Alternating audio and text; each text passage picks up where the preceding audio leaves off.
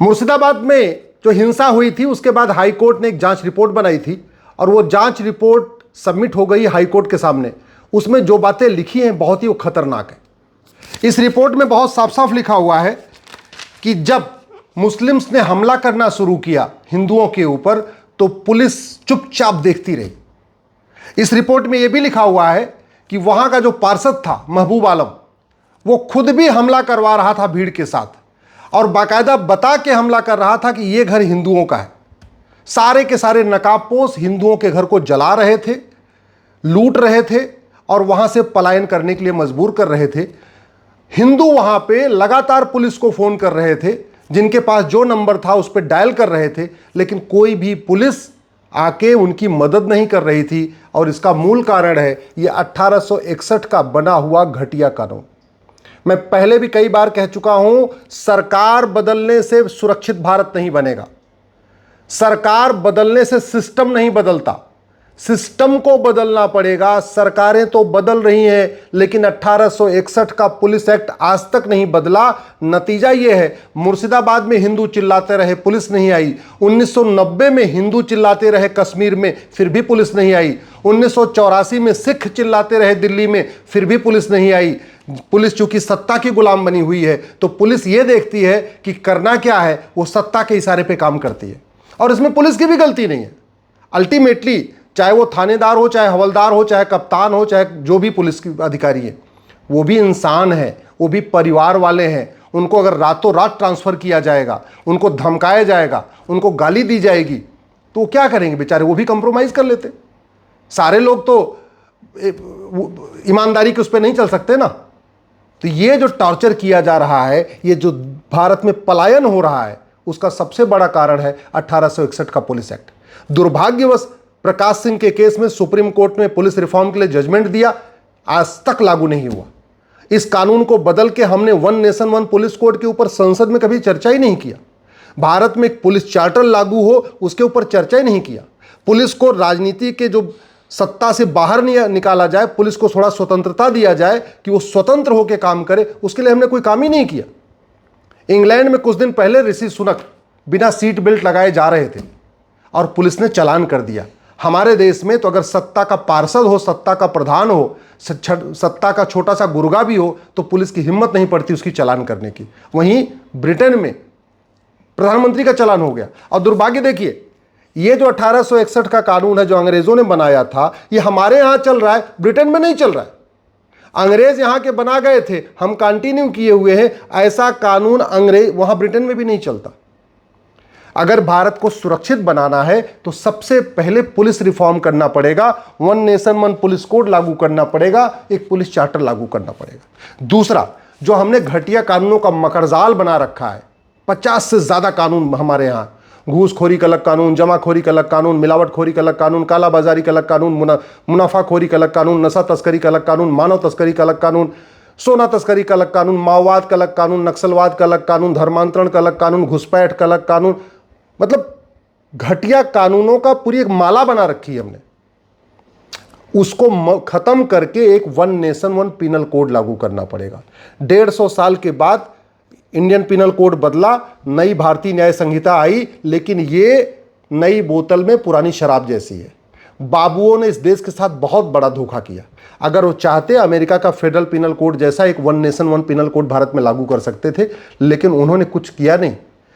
बाबुओं को पता है कि मंत्री को कुछ नहीं पता, बाबुओं को पता है कि जो सांसद हैं इनको कुछ नहीं पता, इसलिए बाबू जो ड्राफ्ट बना के देते हैं बाद में वही कैबिनेट में पास हो जाता है, वही कानून बन जाता है।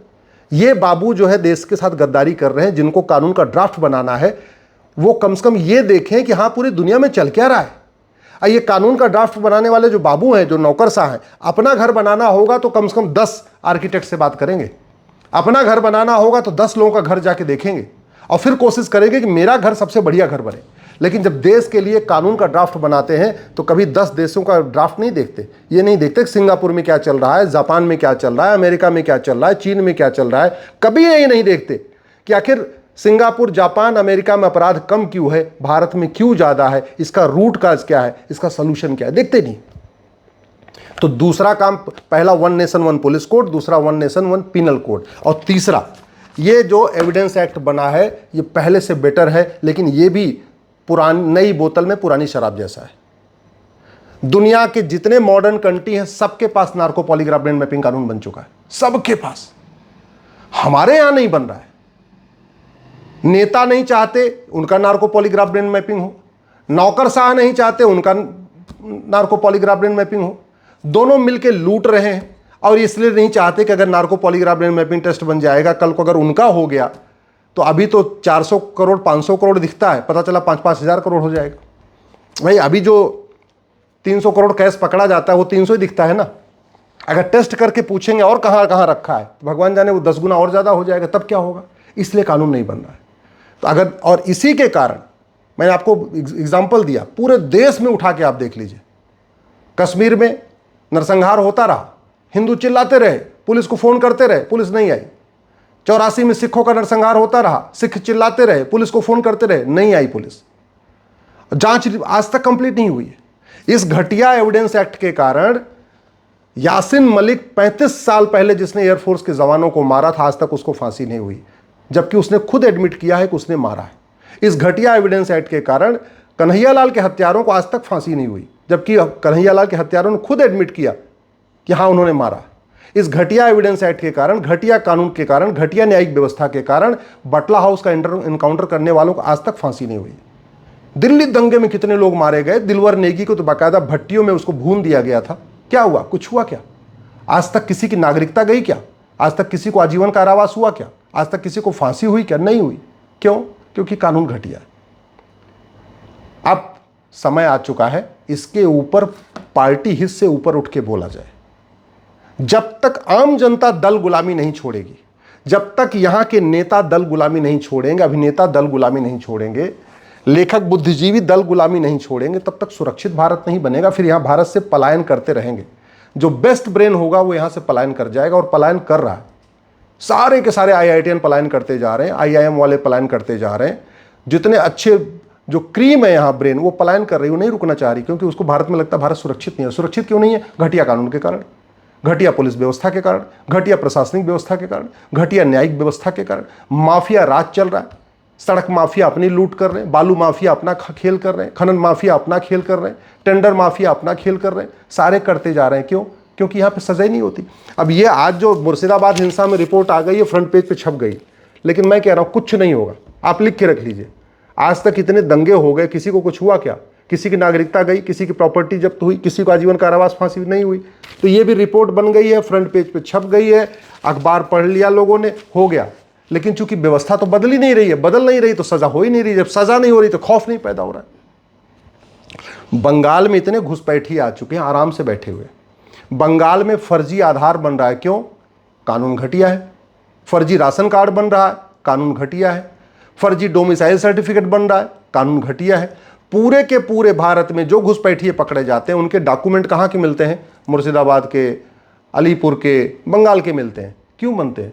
क्योंकि डॉक्यूमेंट, फर्जी डॉक्यूमेंट बनाना और फर्जी डॉक्यूमेंट बनवाना गंभीर अपराध नहीं है। चलो घुसपैठियों को समझ में आता है कि उनको नहीं पता होगा भारत का कानून क्या है, लेकिन जो यहाँ के लेखपाल, पटवारी, कानून गो, आधार बनाने वाले, ड्राइविंग लाइसेंस बनाने वाले बाबू हैं, उनके मन में भी खौफ नहीं है। क्यों? क्योंकि हमने फर्जी डॉक्यूमेंट को बनाना, फर्जी डॉक्यूमेंट को बनवाना गंभीर अपराध नहीं बनाया। फर्जी झूठ को पकड़ने के लिए हमने कोई गंभीर कानून नहीं बनाया। झूठी गवाही बंद हो, झूठी गवाही गंभीर अपराध हो, इसके लिए हमने कोई कानून नहीं बनाया। कानून नहीं बनाया तो हो रहा है। पूरे के पूरे भारत में जो फर्जी डॉक्यूमेंट का सबसे बड़ा सेंटर क्या है? बंगाल। ज़्यादातर रोहिंग्या हो, चाहे पाकिस्तानी हो, चाहे अफगानिस्तानी हो, चाहे बांग्लादेशी हो, डॉक्यूमेंट कहाँ का मिल रहा है? आज बंगाल का। क्यों? क्योंकि फर्जी आधार बनाना और बनवाना गंभीर अपराध नहीं, फर्जी राशन कार्ड बनाना और बनवाना गंभीर अपराध नहीं, फर्जी ड्राइविंग लाइसेंस बनाना और बनवाना गंभीर अपराध नहीं, फर्जी बर्थ सर्टिफिकेट बनाना और बनवाना गंभीर अपराध नहीं, फर्जी वोटर ID बनाना और बनवाना गंभीर अपराध नहीं, फर्जी पासपोर्ट बनाना और बनवाना गंभीर अपराध नहीं। झूठ को गंभीर अपराध घोषित कर दिया जाए। झूठ पकड़ने के लिए नार्को पॉलीग्राफ ब्रेन मैपिंग कानून बना दिया जाए। हर जिले में एक एक नार्को पॉलीग्राफ की लैब बना दी जाए, और जो भी डॉक्यूमेंट बनाने वाले हैं और बनवाने वाले हैं उनसे अंडरटेकिंग लिया जाए कि हाँ मुझे पता है झूठा डॉक्यूमेंट बनाना गंभीर अपराध है, 10 से 20 साल सजा होगी। न बनाने वाले बनाएगा, न बनाने वाला बनाएगा, न बनवाने वाला बनवाएगा। तो कानून बदलना पड़ेगा, सिस्टम बदलना पड़ेगा, जस्टिस विद इन ईयर लागू करना पड़ेगा। अगर सरकार चाहे और सुप्रीम कोर्ट चाहे तो यहां मुकदमों का फैसला 1 साल में हो सकता है, टोटल 1 साल में। 3 महीने के अंदर जांच पूरी हो सकती है, 3 महीने के अंदर डिस्ट्रिक्ट कोर्ट का फैसला आ सकता है, 3 महीने के अंदर हाई कोर्ट का फैसला आ सकता है, 3 महीने के अंदर सुप्रीम कोर्ट का फैसला आ सकता है। भाई ब्रह्मा जी थोड़ी लिख के गए थे कि पहले FIR होगी, फिर जांच होगी, फिर गवाहों के बयान होंगे, फिर उसके बाद चार्जशीट फाइल होगी, फिर चार्ज फ्रेम होगा, फिर बहस होगी, फिर क्रॉस एग्जामिनेशन, फिर गवाहों के बयान होंगे, फिर क्रॉस एग्जामिनेशन होगी। ब्रह्मा जी थोड़ी लिख के गए। अरे भैया, जिसके खिलाफ आरोप है उसको पकड़ो, उसका narco polygraph brain mapping test कर लो, और टेस्ट करने में कोई उसको हलाल थोड़ी करना, उसको काटना थोड़ी, 2 इंजेक्शन देना है, 2 इंजेक्शन दे के सारा टेस्ट मशीन से सब पता कर लेना है कि झूठ बोल रहा सही बोल रहा है, और जो कह रहा है उसके आधार पर उसको सजा दे दो। क्यों चाहिए 300 गवाह, क्यों चाहिए 400 गवाह, क्यों चाहिए 500 गवाह? एक एक आदमी को सजा दिलवाने में कम से कम 1 करोड़ रुपए खर्च हो जाता है।